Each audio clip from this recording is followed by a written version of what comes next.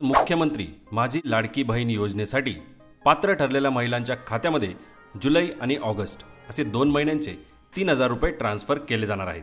ठरल्याप्रमाणे प्रत्येक पात्र महिलेला रक्षाबंधनाची भेट थेट त्यांच्या बँक खात्यामध्ये पोहोचवणार आहेत। पण ही भेट किंवा योजनेचा पहिला हप्ता हा फक्त त्याच महिलांच्या खात्यामध्ये पोहोचेल ज्यांचे आधार कार्ड हे बँकेसोबत लिंक आहे आणि मॅपिंग स्टेटस याप्रमाणे दिसत आहे। तुम्ही चेक केले का तुमचे स्टेटस काय आहे ते, किंवा बँक आणि आधार लिंक आहे की नाही ते सुद्धा कसे चेक करायचे हे जाणून घेऊ। पण त्यापूर्वी जर आपल्या चॅनलवर नवीन असाल तर अवश्य सबस्क्राइब करा, बेल आयकन प्रेस करून ऑल नोटिफिकेशन सिलेक्ट करा, ज्यामुळे या प्रकारचेच महत्त्वपूर्ण अपडेट्स तुमच्याकडून मिस होणार नाहीत। नमस्कार मित्रांनो, ज्यावेळी आपल्या चॅनलवर आधार कार्ड आणि बँक लिंकिंग संदर्भातील हा व्हिडिओ पोस्ट झाला तो बघून अनेकांनी कमेंट करून विचारले आहे की बँकेमध्ये आधार कार्ड तर लिंक दाखवते पण ऑनलाईन स्टेटस एकतर इनॅक्टिव्ह आहे किंवा ते सीडिंगच झालेलं नाही, तिथे काहीही दिसत नाही। तर मित्रांनो लक्षात घ्या, 2 गोष्टी आहेत। एक म्हणजे जर आधार कार्ड हे तुमच्या बँकेला लिंक नसेल तर ते लिंक करायची जबाबदारी तुमची आहे। त्यासाठी फॉर्म भरून बँकेत जमा करावा लागतो, त्यासोबत आधार कार्डची कॉपी द्यावी लागते, किंवा तुमच्याकडे जर नेट बँकिंग, फोन बँकिंग यासारख्या ऑनलाईन सुविधा असतील, तसेच त्या प्रकारच्या इतर काही सुविधा तुमची बँक देत असेल तर तुम्हाला कुठेही न जाता ऑनलाईनच आधार व बँक लिंक करता येते। आणि दुसरी म्हणजे आधार सीडिंग, जी प्रोसेस बँकेने करणे गरजेचे आहे। ज्यावेळी बँकेचे ग्राहक त्यांचे आधार कार्ड बँकेच्या अकाउंटसोबत लिंक करण्यासाठी बँकेत अर्ज देतात, तो अर्ज मिळाल्यानंतर ग्राहकांचे आधार कार्ड हे त्यांच्या अकाउंट नंबरला लिंक करते आणि नंतर ग्राहकांचा आधार नंबर हा NPCI मॅपरवरती अपडेट करणे ही बँकेची जबाबदारी असते। त्यामुळे तुमचा आधार नंबर बँकेने अकाउंटसोबत लिंक केला आहे म्हणून तो त्या ठिकाणी लिंक दाखवत आहे।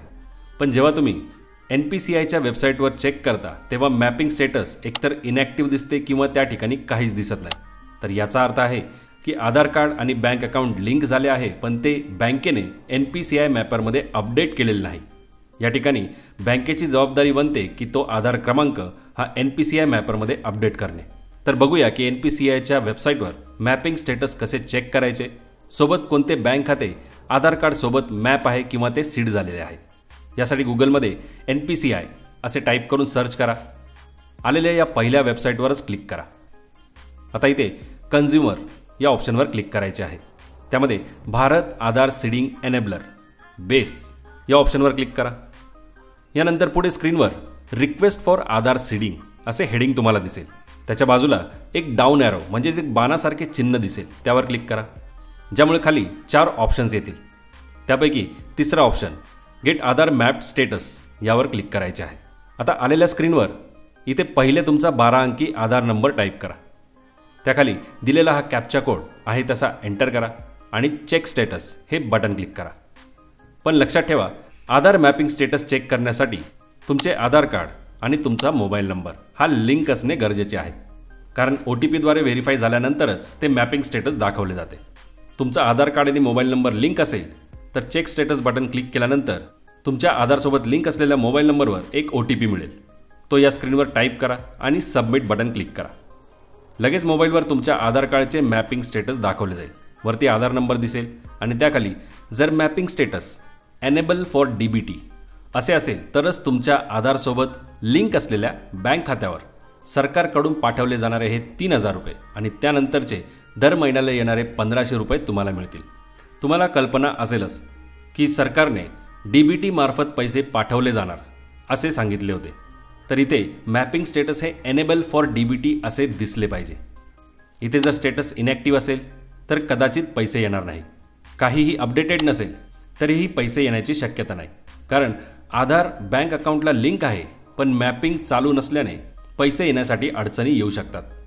म्हणून बँकेत चौकशी करायला जाल आणि जर त्यांनी सांगितलं की आधार कार्ड हे तुमच्या अकाउंटसोबत लिंक आहे तर त्यांना सांगा की मॅपिंग स्टेटस हे इनॅक्टिव्ह दिसत आहे किंवा तिथं काहीच अपडेटेड नाही। स्टेटस एनेबल फॉर DBT म्हणजेच डायरेक्ट बेनिफिट ट्रान्सफरसाठी सक्षम असे असले पाहिजे। आता कोणती बँक आधारसोबत लिंक आहे हे सुद्धा तुम्हाला खाली स्क्रोल करून लगेच पाहायला मिळते।